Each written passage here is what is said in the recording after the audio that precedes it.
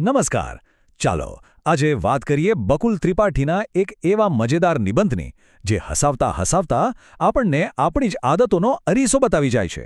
અને હા, તૈયારી રાખજો, કારણ કે આમાં ક્યાંક ને ક્યાંક આપણને આપણી પોતાની છબી દેખાવાની છે.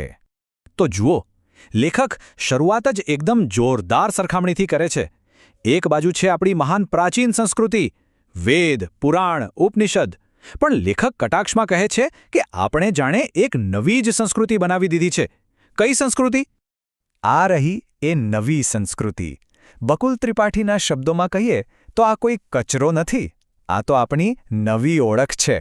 છાલ, છોતરા અને ગોટલાની સંસ્કૃતિ.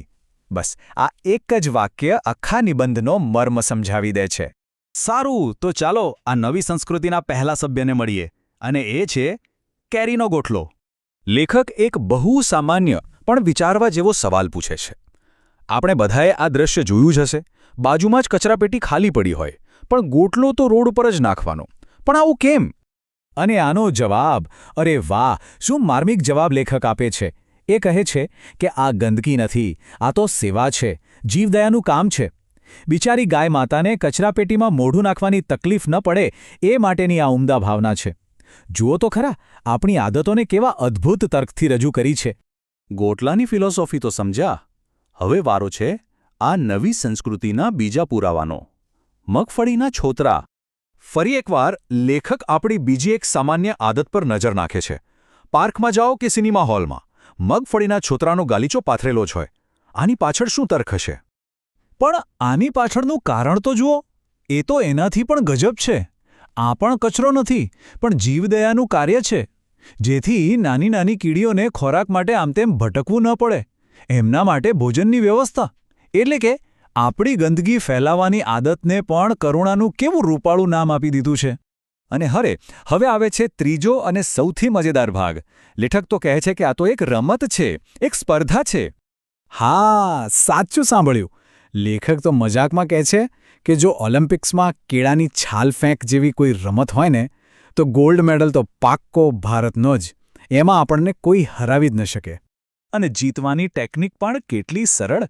બસ કેળું ખાઓ, સામે જોતા રહો અને છાલને પાછળ ફેંકી દો. લેખક તો ત્યાં સુધી કહે છે કે અમેરિકાવાળા તો પ્રેક્ટિસ કરવા માટે કચરાપેટીનો ઉપયોગ કરે, એટલે એ લોકો તો ક્યારેય જીતી જ ના શકે. આટલી બધી હળવી વાતો પછી લેખક હવે આપણને નિબંધના સાચા ગંભીર સંદેશ તરફ લઈ જાય છે. તો આ જ છે આખા નિબંધનો સાર. એક તરફ આપણે ધર્મ અને જીવદયાની મોટી મોટી વાતો કરીએ છીએ, અને બીજી તરફ પવિત્ર મંદિરોની બહાર જ ગંદકીના ઢગલા કરી દઈએ છીએ. આ કેવો વિરોધાભાસ છે, નહીં? અને આ બધી વાત આવીને અટકે છે આપણી એક જૂની અને જાણીતી કહેવત પર: સ્વચ્છતા ત્યાં પ્રભુતા. લેખક સ્પષ્ટપણે કહે છે કે જો આપણે આપણી આસપાસ સ્વચ્છતા ન રાખી શકીએ તો પછી સાચી ભક્તિ કે પ્રભુતાની અપેક્ષા કેવી રીતે રાખી શકાય? એટલે છેલ્લે લેખક એ જ કહેવા માંગે છે કે સાચી સંસ્કૃતિ દેખાડામાં નથી, પણ આપણી રોજબરોજની નાની નાની સ્વચ્છ આદતોમાં રહેલી છે. આજે ગમે ત્યાં ફેંકી દેવાની માનસિકતા છે, એને બદલવાની જરૂર છે. આ નિબંધને લખાએ ભલે વર્ષો વીતી ગયા હોય, પણ એની વાત આજે પણ એટલી જ સાચી લાગે છે, ખરું ને? અને આ છેલ્લો સવાલ આપણા બધા માટે છે. આજના જમાનામાં આપણા આધુનિક છાલ, છોતરા અને ગોટલા કયા છે? કઈ એવી વસ્તુઓ કે આદતો છે જેને આપણે વિચાર્યા વગર બેદરકારીથી આપણી આસપાસ ફેંકી રહ્યા છીએ? આનો જવાબ આપણે જાતે જ શોધવાનો છે.